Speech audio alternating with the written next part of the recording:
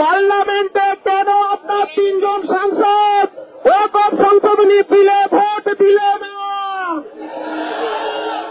আপনি বোরখা পরুন, আপনি হিজাব পরুন, আপনার চাতুরতা ধরে ফেলেছে। এই বাংলায় আপনি বিজেপিকে ডেকে নিয়ে এসেছেন, এই বাংলায় আপনি পদ্ম ফুলের চাষ করেছেন। আপনি মমতা বন্দ্যোপাধ্যায় বিজেপির সঙ্গে জোট করেছিলেন এই রাজ্যে, আর আপনি হিন্দু পাড়ায় বলছেন এটা মুসলমানের দল, আর আপনি মুসলমান পাড়ায় গিয়ে বলছেন, মুসলমান পাড়ায় আপনি গিয়ে বলছেন বিজেপির দালাল, আর হিন্দু পাড়ায় গিয়ে বলছেন মুসলমানের দল। আপনার ছল চাপি যত বুঝে গেছে। বিজেপি যে প্রতিশ্রুতি দিয়েছিল রাম মন্দির তৈরি করে, বিজেপি স্লোগান দিয়েছিল আপনি বার 400 পার, ভারতবর্ষের মানুষ সংবিধান রক্ষার স্বার্থে বিজেপির গালে থাপ্পড় মেরেছে 240-এ। আর মমতা বন্দ্যোপাধ্যায় যদি আপনি মনে করে 2026-এর বিধানসভা নির্বাচন আপনি জগন্নাথ মন্দির দীঘায় তৈরি করে পার করে যাবে, এই বাংলার মানুষ সাম্প্রদায়িক সম্প্রীতিকে রক্ষা করে এসেছে। তাই আপনার চাতুরতা এই বাংলার মানুষ ধরে ফেলেছে। আমার আব্বাস সিদ্দিকী বলছে হিন্দু মুসলমান মুসলিম তার মনে হিন্দু তাহার প্রাণ। আর আমার আব্বাস সিদ্দিকী বলছে আমার হিন্দু ভাইরা, আমার হিন্দু মায়েরা তারা মন্দিরে গিয়ে ঘন্টা বাজাবে, তারা নিরাপদে সাজা দিয়ে পুজো করবে, আর আমার মুসলমান ভাইরা তারা মাথায় টুপি করে মসজিদে নামাজ পড়বে, আর আমার বটুয়া ভাইরা তারা শঙ্কা বাজিয়ে হরিচাঁদ গুরুচাঁদের পুজো করবে, আর আমার লক্ষ্মীকান্ত হাল তারা টুসু পুজো করবে, করণ পুজো করবে, জল জমি জঙ্গলের অধিকারের কথা বলবে। তাই এই কথাটা বলতে চাই, আজকে মমতা বন্দ্যোপাধ্যায় টেলার দেখবে। আমার চেয়ারম্যান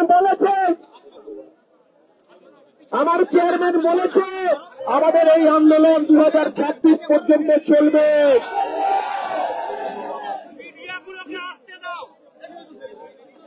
যতক্ষণ না পর্যন্ত এই ওয়াকফ বিল প্রত্যাহার হচ্ছে, এই 2026 পর্যন্ত এই আন্দোলন আমাদের বুথে বুথে আন্দোলন চলবে। এই কথা বলে আপনারা যে শান্তি শৃঙ্খলার পরিচয় দিয়েছেন আমরা গর্বিত। আপনারা শান্তি শৃঙ্খলা বজায় রাখার জন্য এই বাংলায় যারা আগুন জ্বালানোর চেষ্টা করছে, যারা হিন্দু মুসলমানের ভোটকে ভাগ করার চেষ্টা করছে, একদিকে শুভেন্দু অধিকারী আর একদিকে মমতা বন্দ্যোপাধ্যায়, আমাদেরকে বুঝে দিতে হবে সাম্প্রদায়িক সম্প্রীতি বজায় রাখার মাধ্যমে। তাই ভালো থাকবেন, সাথে বাড়ি যাবেন, এই কথা বলে ইন্ডিয়ান সেকুলার জিন্দাবাদ, নওশাদ সিদ্দিকী জিন্দাবাদ, আব্বাস সিদ্দিকী জিন্দাবাদ। আপনারা একটু বইতে পারেন। এবারে আপনারা আপনাদের নেতা আমাদের বাংলার ঐকম অতিথিকে সাহেব আপনাদের সামনে বক্তব্য রেখেন। আপনারা এসে বইতে ধরে মাঝের মধ্যে এসে প্রবেশ করুন। আপনারা মূল্যবান বক্তব্য সিদ্ধান্ত সিদ্দিকী শুনুন, উনি আপনাদের সামনে বক্তব্য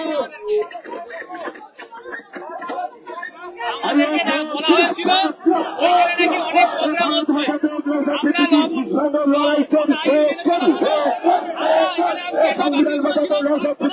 লড়াই চলছে। আমরা তোমার সাথে আছি।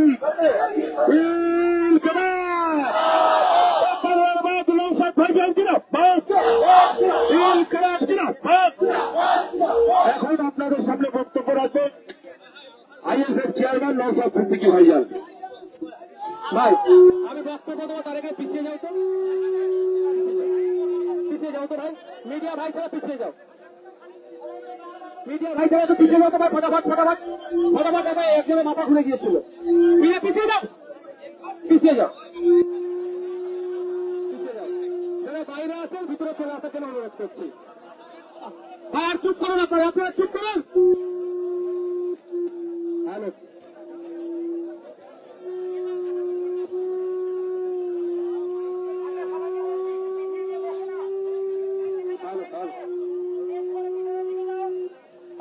বন্ধ করো, বন্ধ করো। আজকের এই জায়গা থেকে আমাদের সর্বপ্রথম দাবি কি হতে পারে? সর্বপ্রথম আমাদের দাবি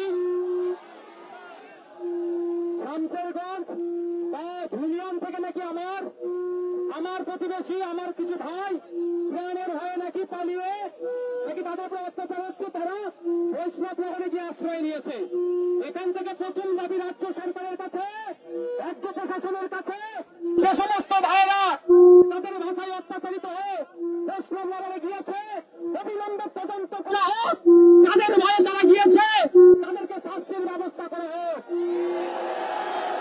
আমাদের দাবি অবিলম্বে বৈষ্ণব প্রবক্তা ফিরিয়ে নিয়েছে, তাদের জন্ম বিকাশে তাদেরকে ফিরিয়ে নিয়ে আসার ব্যবস্থা করা হোক। কেন যে স্বাধীন দেশে কেন আপনার তাল মাতৃভূমি ছেড়ে অন্য জায়গায় তাদেরকে থাকতে হবে? এ দাবি আমরা এখান থেকে তুলছি।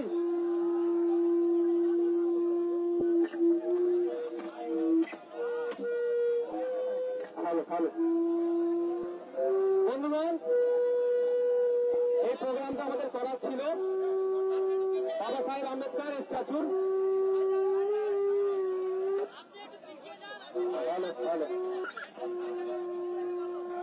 দায়িত্বে কে আছে ভাই? এটা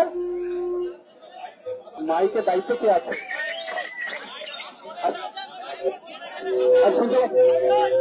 আচ্ছা আচ্ছা আচ্ছা, হয়ে গেল।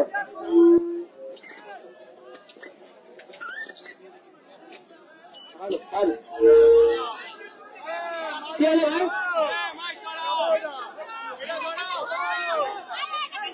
কি আছে? থাক না।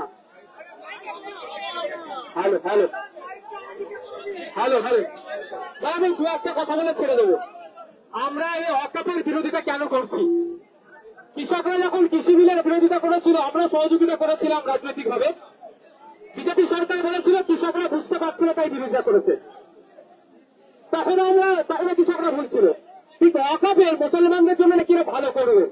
কেমন ভালো করছে কয়েকটা প্রমাণ দিচ্ছি। বলা হচ্ছে যে ওয়াকফ যারা নতুন করে যদি কেউ ওয়াকফ করতে চায় 5 বছর তাকে ইসলাম ধর্মে দীক্ষিত হয়ে আছে প্রমাণ দিতে হবে। তাই সার্টিফিকেটটা কে দেবে? এদের হাস্যস্যকর এই ধরনের অ্যামেন্ডমেন্ট নিয়ে এসেছে।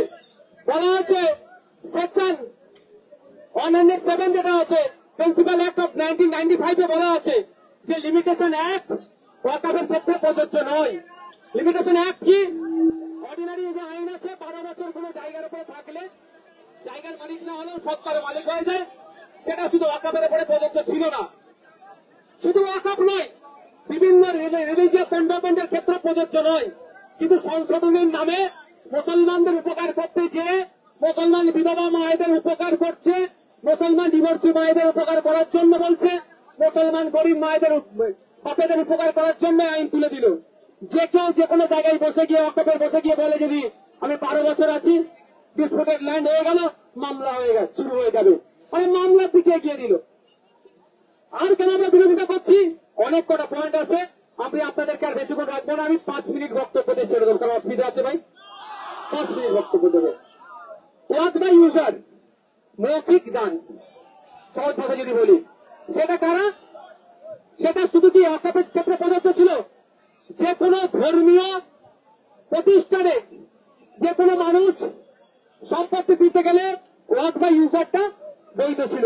কিন্তু এই কেন্দ্রের সরকার ওয়াকফ বাই ইউজারটাকে তুলে দিল। ফলে যে সমস্ত সম্পত্তিগুলো মৌখিক দান করা আছে সেইগুলোকে এরা এবার কেড়ে নেবে।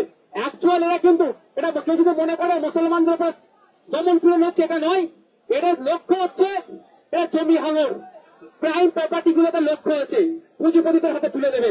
আজকে ওয়াকফের উপর হচ্ছে, মুসলমানদের উপর হচ্ছে, কালকে দেবত্ব সম্পত্তির উপরে হবে, পরশুদিন শিখেদের উপরে হবে, তারপর দিন খ্রিস্টানদের হবে, তারপর দিন আদিবাসীদের উপরে অলরেডি হয়ে গেছে একটা পর্যায়ে। ফরেস্ট রাইট অ্যাক্ট 2023 নামে তাদের অধিকার কেড়ে নিতে চাইছে। তাই বন্ধুগণ, আমাদেরকে ঐক্যবদ্ধ হতে হবে। আমাদের ঐক্যবদ্ধ হয়ে জাত বর্ণ নির্বিশেষে ওয়াকাফকে আইনকে প্রত্যাহারের জন্য মাঝে মধ্যে লড়াই করতে হবে শান্তিপূর্ণ ভাবে এবং সাথে সাথে সুপ্রিম কোর্টে যেতে হবে।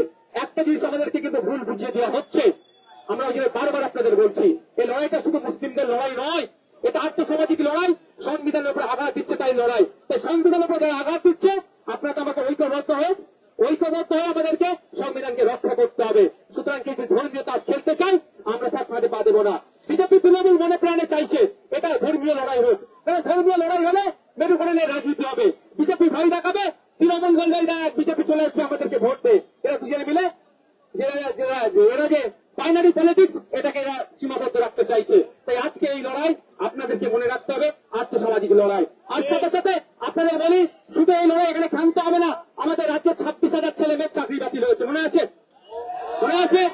আপনার আমার বাড়ির ছেলেরা বিশ্বজিৎ বাড়ির ছেলে হতে পারে, লক্ষ্মীদার বাড়ির ছেলে হতে পারে, আমাদের পরিবারের সন্তান হতে পারে। শুধু রাজ্য সরকারের অদক্ষতার জন্য, ব্যর্থতার জন্য, এসএসসির পর্ষদের ব্যর্থতার জন্য বারবার কোর্ট বলছে যে কারা অযোগ্য কারা অযোগ্য সেই পৃথকীকরণ করে দিন। এরা পৃথকীকরণ না করার ফলে 26,000-এর মধ্যে যারা যোগ্য তাদেরও চাকরি বাতিল হয়েছে। সেই সমস্ত যোগ্য শিক্ষকদের আমাদের পক্ষে আমরা আছি, ইন্ডিয়ান সেকুলার ফ্রন্ট আছে। আগামী দিনে রাজপথে তাদের লয়ে তাদের সাথে গলা মিলিয়ে আমরা আবার নামবো। প্রস্তুত আছেন তো নাকি? আর একটা দুঃখের বিষয়, রাজ্য সরকার বলছে এই আইন আমরা এই রাজ্যে লাগু হতে দেবো না। ভালো কথা, এই রাজ্যে আজ লাগু না হওয়ার জন্য দুটো দিক আছে রাজ্য সরকারের। একটা সরকারের প্রধান হয়ে সুপ্রিম কোর্টে মামলা করা, উনি এখনো কিন্তু করছেন না। রাস্তাঘাটে পথে ঘাটে যারা আমরা যখন এই আইনের বিরোধিতা করে আন্দোলন করছি আমাদের আক্রমণ করছে। আজকে আমাদের ভাঙড়ের উপর দিয়ে ভাঙড়ের ছেলেরা এখানে এসে পৌঁছায়নি, এইরকম হতে পারে সেই জন্য ভাঙড়ে আমরা একটা প্রোগ্রাম লাগিয়ে দিয়েছি, ভাঙড়ের ছেলেরা ওখানে প্রোগ্রাম করছে। কিন্তু এই বাসন্তী হাইওয়ের উপর দিয়ে যারা আসছিল তাদের উপরে পুলিশ আক্রমণ করেছে। তৃণমূল বলছে, মমতা ব্যানার্জি বলছে, রাজ্য সরকার বলছে আমরা এই আইনকে লাগু হতে দেবো না। আর আমরাও কি বলছি না এই আইনকে লাগু হতে দেবো না। তো তাহলে আমাদের দুজনের সুর কি আলাদা? দুজনের সুর তো এক, তাহলে আমাদের উপরে আক্রমণ হলো কেন? আমাদের আটকাতে হলে কেন? এই বললাম না, যখনই রাজ্য সরকার চাপে পড়ে দিল্লিগামীর ফ্লাইট ধরে কোন দাদা দিদির সাথে কি সেটিং হয়ে যায় বোঝা মুশকিল। সব আমার বোন আমাদের বাড়ির মেয়ে, আমাদের বাড়ির কন্যা তিলোত্তমার এখন আমরা ভুলে যাচ্ছি। সেই সময় যারা দায়িত্ব ছিল তদন্তের সিবিআই, অমিত শাহজির দপ্তর সব বলে নিয়ে গেল। তো দাদা দিদি একে অপরের পরিপূরক, তো সবে সজাগ থাকতে হবে, আমাদের সজাগ থাকতে হবে। আমাদের আজকের আন্দোলন নয় এটা, আমাদের আন্দোলন প্রয়োজনে 6 মাস 1 বছর চালিয়ে যেতে হবে। প্রস্তুত আছেন তো? তবে হয় গণতান্ত্রিক প্রক্রিয়ায়। আমি এখানে আবারও বলছি, যেখানে শান্তিপূর্ণ আন্দোলন হবে না সেখানে আইএসএফ থাকবে না, যেখানে শান্তিপূর্ণ আন্দোলন হবে সেখানে উপস্থিতিকে আইএসএফ উপস্থিত থাকবে। আমরা রাজ্য আমাদের, দেশ আমাদের, এই আইন আমাদের, সংবিধান আমাদের, আমাদের জন্যই তৈরি হয়েছে। তাই সংখ্যার চোর দেখিয়ে যদি কেউ সংবিধানের আইনকে পরিবর্তন করতে কেউ চায়, আমরা গণতান্ত্রিক প্রক্রিয়াতে মাঠে ময়দানে থেকে গণতান্ত্রিক প্রক্রিয়াতে এবং কোর্টে গিয়ে সুপ্রিম কোর্টে গিয়ে এই আইন পরিবর্তন করাবো। আর একটা কথা, সংবিধানের প্রণেতা ড্রাফটিং কমিটির চেয়ারম্যান বাবা সাহেব আম্বেদকরের আজকে জন্মদিন। তিনি আমাদেরকে তার দায়িত্ব নিয়ে যে পৃথিবীর সর্ববৃহত্তর লিখিত সংবিধান দিয়ে গেছে, সেই মহামানুষের আজকে জন্মদিন। আজকে আমাদের ইন্ডিয়ান সেকুলার ফ্রন্টের পক্ষ থেকে তাকে আমরা বিনম্র শ্রদ্ধা জানাচ্ছি এবং তার দেখানো পথকে, তার আদর্শকে, বিভিন্ন মানুষের যে মহামানুষের আদর্শকে নিয়ে আমরা এগিয়ে যাই, তাদের মধ্যে একজন হচ্ছে বাবা সাহেব আম্বেদকর। আপনাদের বলবো, সংবিধান বাড়িতে রাখুন, সংবিধান পড়ুন, আর্টিকেল গুলো দেখুন, অনুচ্ছেদ গুলো দেখুন, তাহলে আপনার অধিকার কেউ কেড়ে নিতে পারবে না। এটা যুক্তরাষ্ট্র ওখানে দাঁড়ান যুক্তরাষ্ট্র পরিকাঠামোতে আঘাত দিচ্ছে, শুধুমাত্র মুসলিমদের অধিকার নয়, সংবিধানের উপর আঘাত দিচ্ছে, যুক্তরাষ্ট্র পরিকাঠামোর উপর আঘাত দিচ্ছে। এটা আমরা কোনোদিন মেনে নেব না। তাই আমাদের লক্ষ্য হবে সংবিধানকে বাঁচানোর জন্য, যুক্তরাষ্ট্রকে বাঁচানো, যুক্তরাষ্ট্র পরিকাঠামোকে বাঁচানোর জন্য আমাদের এই লড়াই একসাথে লড়তে হবে। আমি একটা কথা বলে শেষ করে দেবো, আমার পাশে কি আছে বলুন? বিশ্বজিৎ মাইতি। আমার পাশে কি আছে? লক্ষ্মীকান্ত হাসদা। আমার পাশে কি আছে? সাবির বাবু আছে। আমার পাশে বিয়ারুল আছে। আমার পাশে কুতুব ভাই আছে। আমাদের নাসির সাহেব, শাহাবুদ্দিন সিরাজি, আরো যারা আছে, আমার অনির্বাণ দা আছে, আরো নেতৃত্বরা আছে। তাপস দ্বারা সব কোথায় ভিড় অনেকে উঠতে পারেনি। কেন এরা একসাথে আছে? যদি এটা মুসলমানদের সমস্যা হতো একসাথে থাকতো? সমস্যাটা দেশের, সমস্যাটা সংবিধানের উপর আঘাত দিচ্ছে, তার জন্য একসাথে আছে। আপনারা এখানে আমাদের কর্মী সমর্থক ভিন্ন সম্প্রদায়ের আছে। মমতা ব্যানার্জির ওই জন্যই তো ভয়, শুভেন্দু বাবুর ওই জন্যই ভয়।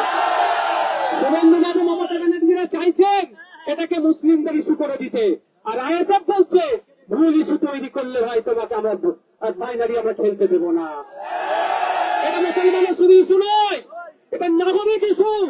আগামী দিনে দেবত্ব সম্পত্তিগুলোকে এরা খাবে। আগামী দিনে এরা শিখ ভাইদের গুরুদুয়ারা যে সম্পত্তি আছে লুটে নিতে পারে। আগামী দিনে চার্চ সম্পত্তিরা লুটে নিতে পারে। তো আমাদেরকে ঐক্যবদ্ধ হতে হবে, লুটে নিতে পারে। তাই বলবো আপনাদেরকে, আমাদেরকে সতর্ক থাকতে হবে, কারো প্রয়োজনে পা দেবেন না। মনে আজকের মিছিল এখানেই আমাদের বাবা সাহেব আম্বেদকরের মূর্তিতে যাওয়ার কথা ছিল, কিন্তু সবই তো বুঝতে পারছেন সাপ হয়ে কামড়াচ্ছে, রোজা হয়ে ঝাড়ছে। বলছে মহাকাবকে আটকাবো, কিন্তু এখানে আমাদেরকে আসতে দিচ্ছে না। যাক, সবার শেষে ভাই একটা অস্ত্র আমাদের কাছে রাখতে হবে। অস্ত্রটার নাম কি জানেন? অস্ত্রটার নাম কি বলুন তো? ডান্ডা লাগবে না, ডান্ডা লাগবে না। এইটাকে ঠিক করুন, এটাকে ঠিক করুন। কিন্তু দুর্ভাগ্যের বিষয়, এটা ঠিক করার জায়গাটায় রাজ্য সরকার শেষ করে দিচ্ছে। 8,000 শিক্ষা প্রতিষ্ঠান বন্ধ হতে চলেছে। মাদ্রাসাগুলোতে টিচার নেই, স্কুলগুলোতে টিচার নেই। যদিও কিছু টিচার নিয়োগ হয়েছিল, অবৈধ পন্থা অবলম্বন করে নিয়োগ করে বাতিল হয়ে গেছে। তাই শিক্ষক নিয়োগ করতে হবে, যোগ্যদেরকে স্কুলে পৌঁছাতে হবে, জঙ্গল অধিকার ফিরিয়ে দিতে হবে। দলিত আদিবাসী সার্টিফিকেট নেবে না, যে নোংরামি করা হচ্ছে সেগুলো বন্ধ করতে হবে। পরিশেষে আমরা বলছি, রাজ্য পুলিশের ডিজি বলছেন শামসেরগঞ্জ অর্থ এলাকায় শান্তি ফিরে এসেছে। ওয়েল অ্যান্ড গুড, ওনার কথাকে সমর্থন জানিয়ে বলছি, আমরাও চাই শান্তি ফিরে আসুক। কিন্তু কেমন শান্তি ফিরে আসছে তখনই হবে যখন মন্দিরের ঘন্টাটা শামসেরগঞ্জে ঠিকঠাক বাজবে, যখন মসজিদের আজানটা ঠিকঠাক হবে শামসেরগঞ্জে, তখনই জানবে শান্তি ফিরে এসেছে। তখন আমি বলবো শামসেরগঞ্জের এক মুসলিম মানা বলতে পারে র্যাপের ডুপ্লিকেট ড্রেস পরেছে অত্যাচার চালিয়েছে, বা প্রশাসনের ড্রেস পরেছে অত্যাচার চালিয়েছি, এটা বলা যখন বন্ধ হবে তখনই জানবে শান্তি ফিরে এসেছে। তখনই আমি জানবো শান্তি ফিরে এসেছে যখন বৈষ্ণবনগরে যারা গিয়েছে তারা নাকি তাদের অভিযোগ তাদের উপর অত্যাচার হয়েছে, বৈষ্ণবনগর থেকে তারা তাদের মাতৃভূমিতে যখন ফিরে আসবে তখন অস্বস্তি থেকে স্বীকার করবে শান্তি ফিরে এসেছে। রাজ্য সরকারের কাছে আমি বলে রাখলাম, অবিলম্বে মন্দির মসজিদে আপনার ঘন্টা থেকে আজান যাতে দ্রুত হয় তার ব্যবস্থা হোক, এবং সাথে সাথে আমাদের যার ভাইয়েরা ক্ষতিগ্রস্ত হয়েছে রাজ্য সরকার দায়িত্ব নিয়ে তাদের ক্ষতিপূরণ করুক। কেন বললাম গোয়েন্দা দপ্তর ব্যর্থ হয়েছে।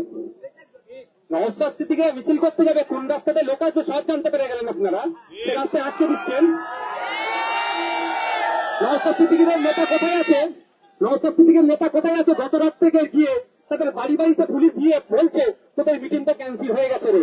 এইটা বলা তো আপনারা পাচ্ছেন, নওশাদ সিদ্দিকীর নেতা খুঁজে পাচ্ছেন। তাহলে একটা এলাকায় অশান্তি হয়, আপনারা গোয়েন্দা বিভাগ কি করছে? গোয়েন্দা বিভাগ যদি ব্যর্থ হয় তাহলে তুলে দেন, ওই লাগছে বেঁচে দিয়ে পেঁয়াজ নিয়ে নিন, ওই লাগছে বেঁচে নিন, আর না আমাদেরকে দায়িত্ব নিন। আমার পুলিশ, বেঙ্গল পুলিশ, আমার ক্যালকাটা পুলিশ সাফিসিয়েন্ট না থাকলেও ভ্যাকান্সি প্রচুর। বেচারীদেরকে 16 ঘন্টা 18 ঘন্টা ডিউটি করতে হচ্ছে, তার বিরুদ্ধেও আমরা বেচারীদেরকে দিয়ে দিচ্ছি না ঠিকঠাক, তার বিরুদ্ধে বিধানসভায় আমি বারবার সোচ্চার হয়েছি, দিয়া হোক দিয়ে। তারপরে বলছি আমাদের যা পুলিশ আছে যদি নিরপেক্ষ কাজ করতে দেয় না, এই দাঙ্গাবাজদের মেরে ঠান্ডা করে ফেলবে আমার পুলিশ। আমাদের পুলিশ, ক্যালকাটা পুলিশ, আমাদের বেঙ্গল পুলিশ, আমাদের গর্ব। কিন্তু দুর্ভাগ্যের বিষয় রাজনীতিকরণ হয়ে যাচ্ছে, ফলে দাঙ্গাবাজদের জন্য লাঠিটা পেছন দিকে রাখছে, আর যারা সংবিধানকে প্রতিষ্ঠা করার চেষ্টা করছে, সংবিধানের উপর আক্রমণ হচ্ছে, সেগুলোকে আটকানোর চেষ্টা করছে, তার বেলায় লাঠি তুলছে। বন্ধুগণ, এর জবাব আমরা কবে দেব? গণতান্ত্রিক প্রক্রিয়াতে। এই আন্দোলন শুধু 2026কে সামনে রেখে নয়, এই আন্দোলন 6 মাস 1 বছর চললে অসুবিধা হবে কারো? আগামী দিনে কলকাতায় আমরা অবস্থান বিক্ষোভ করব, শান্তিপূর্ণ অবস্থা আসবেন। আজকে এখানে বক্তব্য এখানে শেষ করছি। যেমন আপনার শান্তিপূর্ণ ভাবে কারো প্ররোচনায় পা না দিয়ে পুলিশ আক্রমণ করলো, আমাদের মাথা ফাটিয়ে দিল, তারপরেও আমরা নির্দ্বিধায় পুলিশের মার খেলাম, কিন্তু পুলিশের দিকে আমরা তেড়ে গেলাম না। এটা আইএসএফ এর আদর্শ। ঠিক একইভাবে আপনারা শান্তিপূর্ণভাবে এখান থেকে বিদায় নেবেন। আমি ধন্যবাদ জানাই ক্যালকাটা পুলিশের এখানকার যারা উদ্বোধন কর্তা ছিল এবং কনস্টেবল থেকে শুরু করে প্রত্যেকটা কর্তাদেরকে। তারা আমাদেরকে যতটা হলেও সহযোগিতা করেছে এই খেলে। আর ওখানে যারা আমাদের উপর আক্রমণ করেছে তাদেরকে ধিক্কার জানাই। তাদের কিন্তু হিসাব গণতান্ত্রিক প্রক্রিয়া আমরা বুঝে নেব। আপনারা আস্তে আস্তে এখান থেকে বিদায় নেন। এখানে একটু স্লোগান দিয়ে বিদায় নেব। ইনকিলাব। প্রসেনজিতা কোথায়? প্রসেনজিতা প্রসেনজিতা কোথায় আছে? প্রসেনজিতা কোথায়? প্রসেনজিতা কোথায়? পরে কথা হবে, পরে কথা হবে। প্রসেনজিতা কোথায়? প্রসেনজিতা বলা হচ্ছে আমাদের পার্টির গাইডলাইনের বাইরে কোনো স্লোগান তো আপনারা দেবেন না। প্রসেনজিতা কোথায়? প্রসেনজিতা কোথায় আছে? আমাদের অনির্বাণ ওপরে আসো, অনির্বাণ ওপরে আসো, অনির্বাণ ওপরে আসো, তারপরে চলে আসো। আমাদের স্লোগানিং হবে। কেউ কই নেই, কই আপনি আমার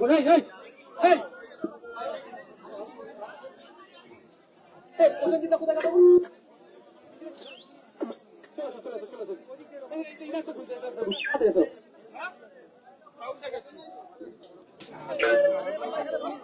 আমাদের পরবর্তী কিছু ঘোষণা দিচ্ছি, কোথায় যেতে হবে আপনারা অপেক্ষায় থাকুন।